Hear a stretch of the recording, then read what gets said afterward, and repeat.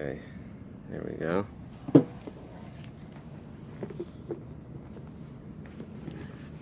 Does that look okay? We're holding 107 B on the bottom.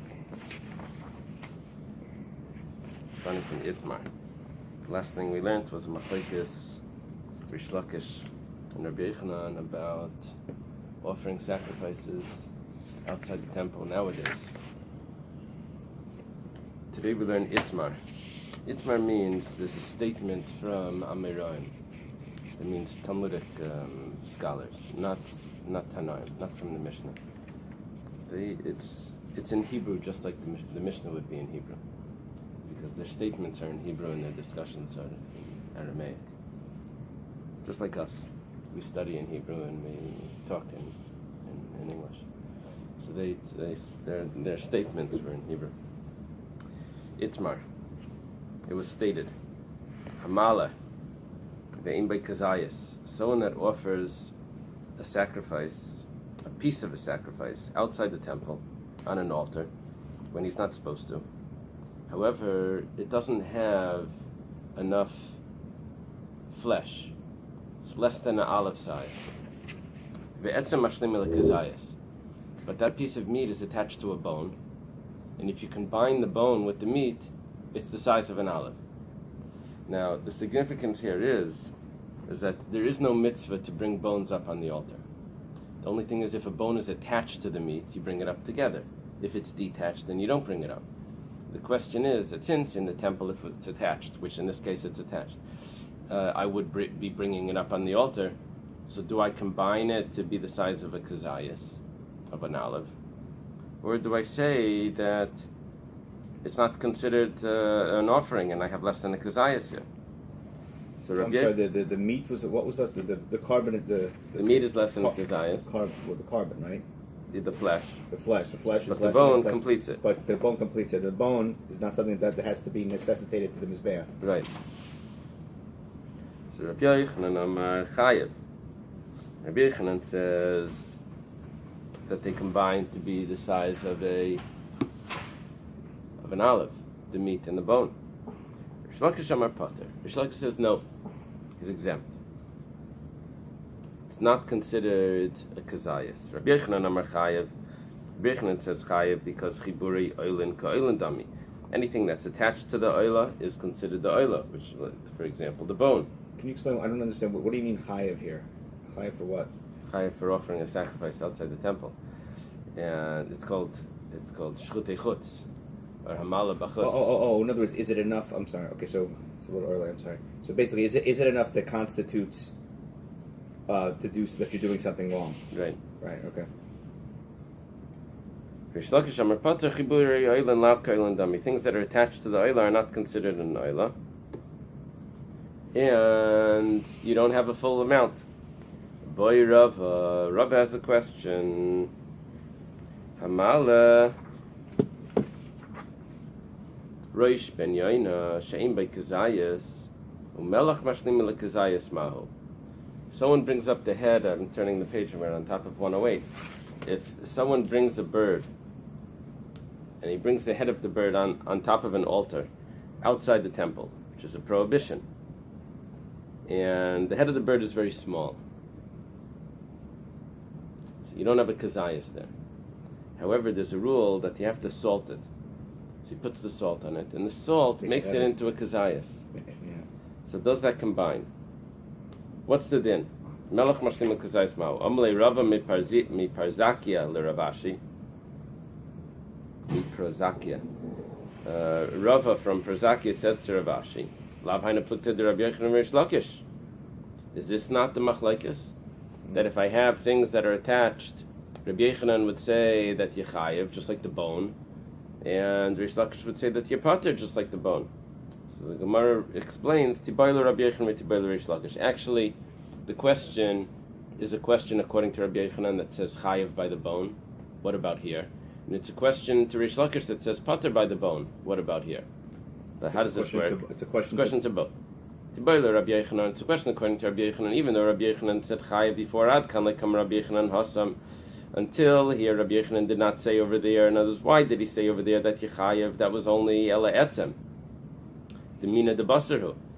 He said over there Yechayev because that's the bone. The bone is part of the meat. It's the same species as the meat. So therefore it combines. Aval Melech de Lav Mina de Bar Yainahu, but the salt is not the same species as the bird. Loi, the din would be that you're exempt, even though Rabbi Yochanan says chayiv by the bone. But over here, that's part of the. It's part of here. the, Maybe he says differently. It's a question. It's a completely different. Tiboy Rish Lakish. It's also a question according to Rish Lakish. Rish Lakish says pater by the bone. Ad kan lekam Rish Lakish hasa melody parish mina lav mitzvah la suke. By the bone, you have to recognize that. Let's say the bone gets detached from the flesh. Do you bring the bone on the altar? No. Only while it's attached you bring it on the altar. What about aval hacha? Di parish mitzvah la suke. Over here, if the salt falls off the meat, there's an obligation to put the salt back on. So by the bone, if it gets cut off from the meat, so Rish Lakish says pater, it's not considered part of the meat. Maybe because if it comes off, you don't bring it up. But over here by the salt maybe does combine to the size of the meat to make it into a kazayas. Because if the salt would fall off the meat, I am supposed to put the salt back on, which is different than the bone. That means this is really part of the meat. This should really combine to the size of an olive. Because so the salt is a mitzvah. If the bone comes off, then you don't put it back on. You don't put it. Melech, you put it back on again. If the bone comes off the meat, I have no obligation to bring it up on the altar inside the temple. Right. So now that it's outside the temple, I say that it's not really part of it. Right. So it's a question on how do you even according to Rish Lakish. Right. It says you're right. It says pater by the bone. Right. Loi. So the din would be. Amen. The din over here would be that instead of pater, it'd be chayev. Maybe there's no difference between salt that's on the meat and the bone that's attached to the meat. Both of them would be exempt, according to Rish Lakish. Possibly. That's the option. We don't really know. Okay.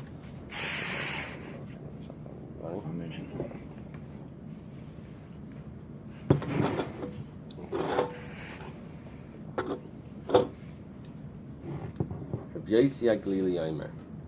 Rabbi Yossi Aglili, he had an interesting discussion with the rabbis. Oh, before you go, can I ask you a quick question? You said before about Aramaic, right? Yeah. And you said it says Itamar, right? Right. But how come you see all these Amarayim that say Amar this and Amar that? Why doesn't it say Itamar? No. They're talking to each other. Itmar is a quote of a statement. They're making statements now. There's no conversation.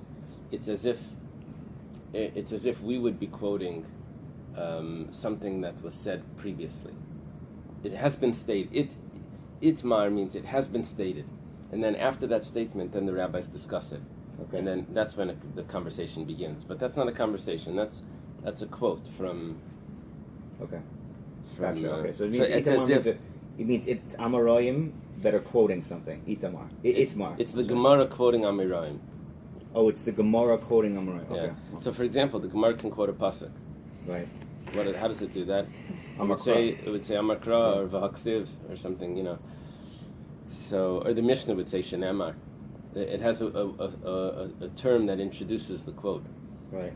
When it quotes a Mishnah, it says Amar Mar or Gufa or Tanan, right? Right. It quotes a Bryce, it says Tanya. When it quotes Amiram, early Amiram, it says Itmar. That's the way it introduces it. If on a computer program you can color code, you can highlight words that are introducing things, and then all of a sudden the Gemara has punctuation just from the words themselves. Yeah. Just from the words themselves is punctuation. That's the problem. The students don't get the punctuation here because it's not. But in the words themselves, there's punctuation. It's just that's part of what you have to train them. Is that when you see that word, that's like there was a period beforehand, and this is a new paragraph. Or okay. So Gemara concludes here with teiku. Teiku means that we leave it as a question. regarding the salt.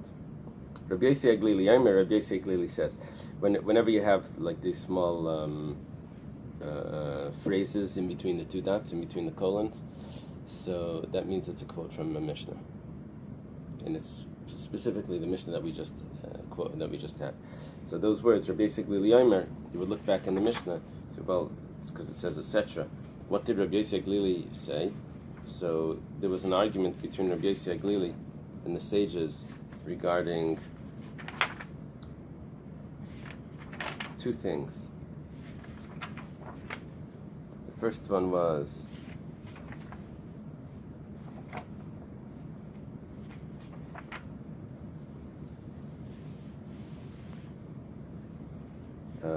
if someone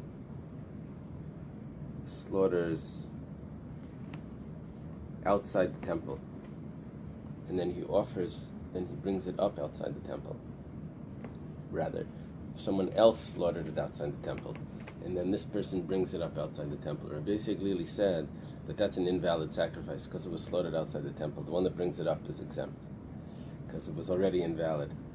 So the sages said to him, according to you, the other opinion was that whether you slaughter it outside the temple or you slaughter it in the temple, if you bring it up on the altar outside the temple, that's a prohibition.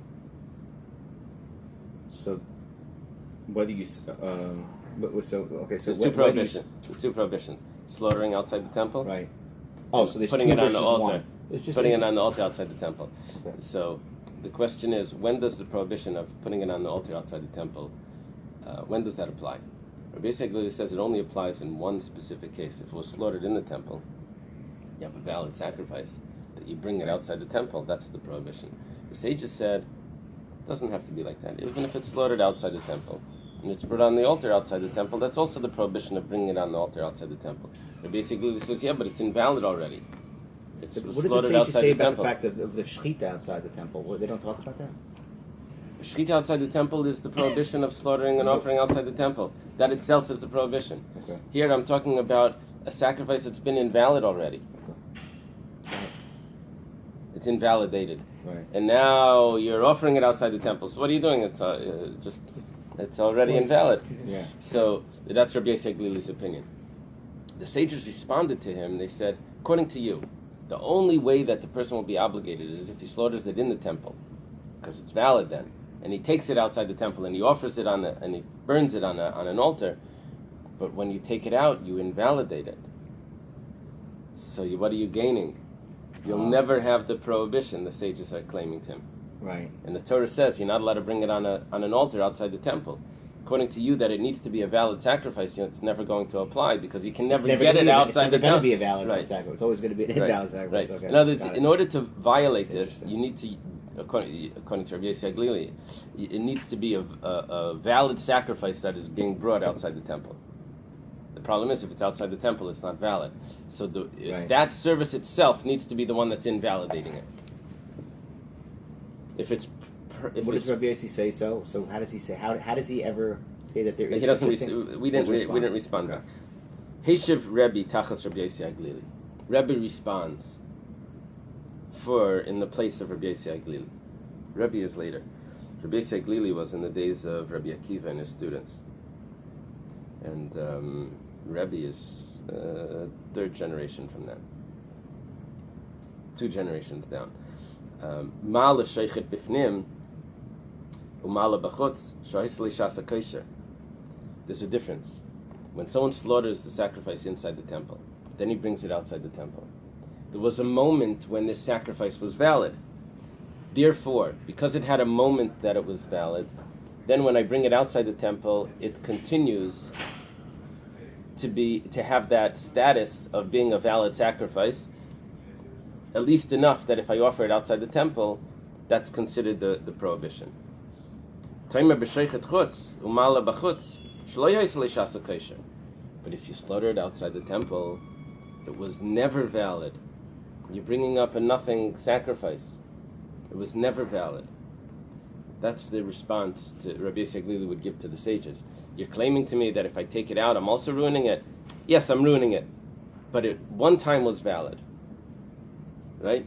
And because it was one time valid, it has that status that if it's brought up outside the temple, it would be a prohibition.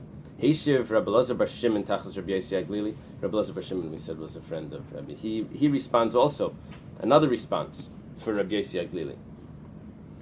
Mala sheichet bifnim, whereas for someone that slaughters inside the temple, umala b'chutz, and he brings it outside the temple, sheken kodesh makablei. We had a whole chapter on, we learned before, a whole chapter on if something is invalid but it gets put on the altar, that you don't take it off. Right. Certain times you don't take it off. There, Once it goes up, there. you leave it Right. there. So something that was slaughtered in the temple, then you took it outside the temple, and then you brought it back in and you put it on the altar, it would remain on the altar. It would be the type of thing that does not come off the altar, because once it's up there, you just leave it there, not to shame it. And because it had enough validity, because it was slaughtered in the so temple, that's like the proof that he's saying that Rabbi Yossi Aglili, he's saying that when you slaughtered in the temple would receive it after the fact. If it was actually put back on the altar, it would stay so there. It still has some chashivas. It has some chashivas, right. But if you slaughter it outside the temple and then you bring it to the temple and you put it on the altar, you would have to remove it from the altar. So that's why it has totally not valid. My benayu. What's the difference between Rebbe's response and Rabbi Elazar bar Shimon? And as both of them are responding for Rabbi Yossi Aglili, who's not around anymore to respond. What is the difference between the two responses? So Amar Zir Shchitas Laila Tika Benayu. Let's say it was slaughtered in the temple, but it was slaughtered at night. So according to Rebbe, that's invalid. It never had a moment of being valid. But according to Rabbi Elazar bar Shimon, the temple would, the altar would receive it. If it was put on the altar, it would remain there. Rabba Amar Kabbalah B'Kleichola Kebenayu. Rabba says there's another difference. The other difference is, I like when it does this, Zeiri and Rabba. Zeiri means small and Rabba means big or great. It makes it easy to the contrast. If it was received in a mundane vessel,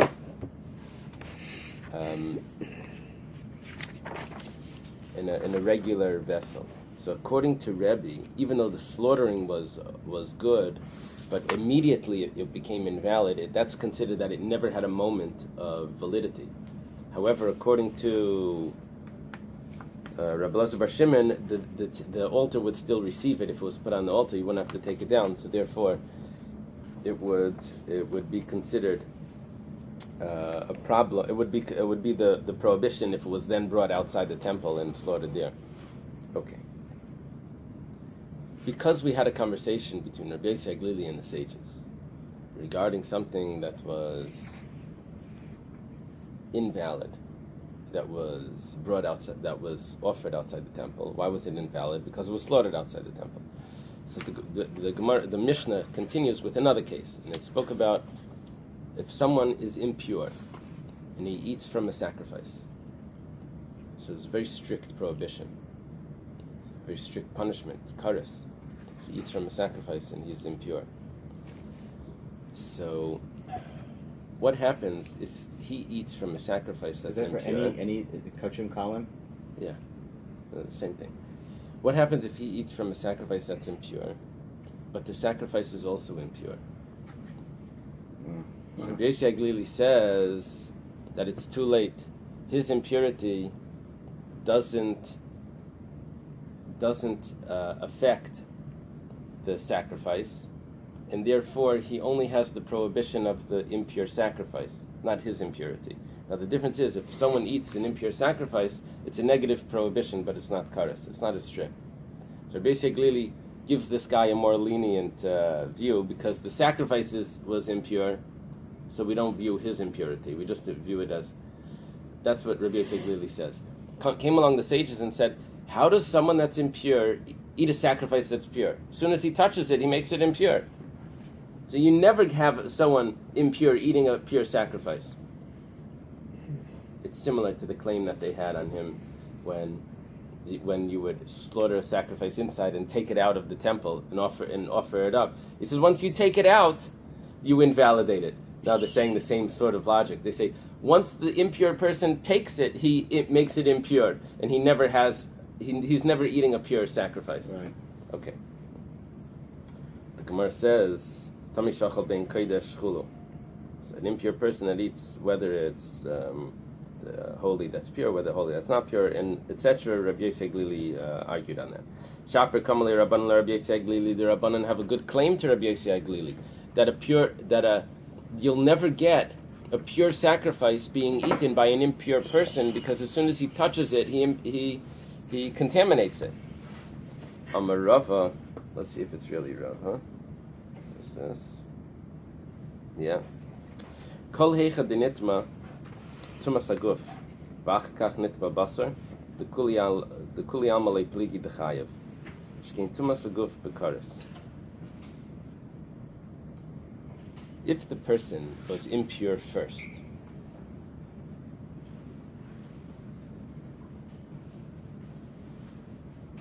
so the prohibition that he has to eat any sacrifices is applied on all sacrifices theoretically. He's not allowed to now eat any sacrifice. If he's impure. If he's impure. So then the sacrifice becomes impure as well. If the sacrifice becomes impure. Why? Because he takes it in his hand. He just contaminated it. Was it prohibited from him before it became impure? Yes, because he was impure. So the fact that he's taking it in his hand does not remove the prohibition that was on it beforehand. Well, it was prior to him touching it. It was itself. It was pure. Oh, he made it. He made it impure. He made it impure. Yeah. Okay. So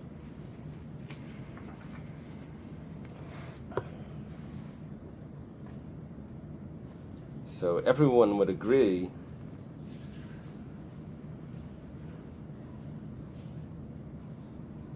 even Rabbi Yossi would agree, in that case, this is what Rav is saying, even Rabbi Yossi would agree that that's considered an impure person eating a sacrifice that's pure, even though he now contaminated it.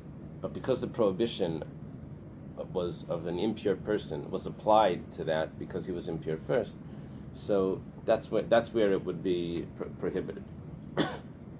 Then you would get the punishment. Keep ligi. What is the machlekes between the sages and Rabbi Yosei Glili? B'shenitma basar. First, the sacrifice became contaminated. The flesh became contaminated. Va'achakach nitma haguf. And then the person became contaminated. Okay. When the sacrifice became contaminated, there was already a prohibition on anyone to eat this sacrifice. It was already a negative prohibition. Now he becomes contaminated. The question is, will the prohibition on a contaminated person be applied to something that was prohibited already for other reasons? Do we say that you stack up prohibitions one on the other, that even though it was already prohibited because it was contaminated, I can now impose on it this other prohibition of contaminated person eating a sacrifice, which that's a stricter prohibition. It's kares. That's what the rabbis would say. And Rabbi Yosei Glili would say that no, they don't stack. You can't apply it. It was already previously prohibited for another reason. You think about this like add insult to injury. Well, right? No, this is like you're thinking about like eating pig on Yom Kippur. Like, is it a Yom Kippur now? Is it? These are things. There's a Gemara Chulin that discusses all of these cases. The Gemara is discussing over there an interesting thing about if someone eats from the Gid Hanasha from a sacrifice. You're not allowed to eat the sciatic, the Gid Hanasha. You're not allowed to eat from this type of sacrifice either. But before it was a sacrifice, it already had the Gid Hanasha. So does the sacrifice now also, is that a double prohibition? All types of, when does it apply, when does it not apply? Okay. You're a good lawyer. So, Rabbanan Savri Amrin and Migu. The Rabbanan hold that we say Migu. Migu means since, or just as. And it goes like this. That this piece of meat was prohibited before because it was contaminated. Now the person becomes contaminated. So when the person becomes contaminated, are there more prohibitions that are applied to this person? Yes. he's not allowed to eat that meat, that meat, that meat. And since he's not allowed to eat those other meats, sacrifices, so just as that prohibition is applied to meats that are pure, that now he's not allowed to eat them because he became impure, so it spreads over to the one that was already impure beforehand. Just as it was applied to those, it spreads over to other ones. It's called Isser Koila. Koila means it becomes inclusive. Because it is applied to other cases, this gets included into it. So even though it has its own distinct prohibition from previously, but because it's applied, stacks another prohibition on it. Because the prohibition was applied to other meats, theoretically, it's like a double win. It's like a, so therefore this gets included in that as gotcha. well. Rabbi Yossi Aglili Savalei Amrin and Migu. Rabbi Yossi Aglili says we don't say just as. It's applied to other meats, but it's not applied to this one. This one was contaminated already. Rabbi Yossi Nihid Migu Layamrinan.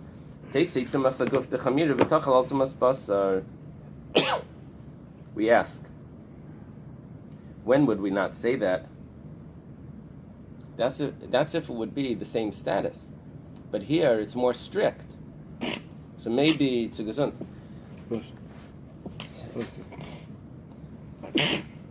Gesund. Maybe we should say that this is, since it's more stricter, you see, it's different when you say it's stackable, like you can put one on top of the one prohibition on top of the other. If they would be the same status, then we would have that argument that both prohibitions, this is contaminated and the person is contaminated, will that stackable? Now he has two prohibitions.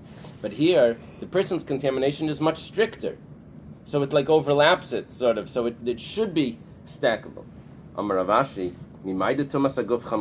why are you saying that the strictness of the person's contamination is more strict, and therefore it should be imposed on the first one?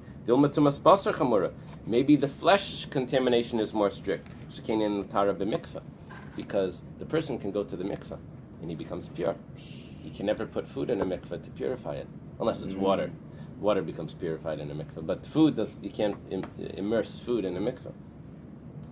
Okay, so hence the prohibition on the person being contaminated is not a larger prohibition than the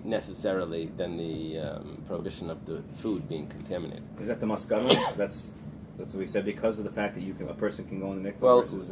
Well, we were asking it as a question. Why does Rabbi Yossi Aglili not say that it should be that we don't impose on it the other prohibition? Why does he say that it needs to be pure? We should say that it's a stronger prohibition. We answer it that could be the other one is stronger. That would be the answer. Okay. The Mishnah says, "Chaymer b'shchita mi ba'aliyah." There are stringencies of slaughtering an animal outside the temple over offering the animal outside the temple. It means putting it on the altar and burning it. Uba'aliyah mishchita. And there's also stringencies in burning it outside the temple than slaughtering it outside the temple. Chaymer b'shchita, the strictness of slaughtering it is sha'ashechet lehedyet chayev. If someone takes a sacrifice, it's meant to be slaughtered in the temple, takes it outside the temple, and he slaughters it not as a sacrifice, but he slaughters it just for a person to eat it. That's a prohibition. He slaughtered a sacrifice outside the temple, just for himself. Okay. Wait. He took a sacrifice. He's taking. Oh, it's something that was already designated. Right. And he brought it outside, and he did it for himself. So it's like two. He took a sacrifice and he slaughtered it outside the temple. He's chayiv. However, if there was a sacrifice that was slaughtered already, and it's outside the temple, and someone brings it up on the altar, not as a sacrifice, but he brings it up on the altar for himself, for a person, not as a sacrifice, he's patur, he's exempt.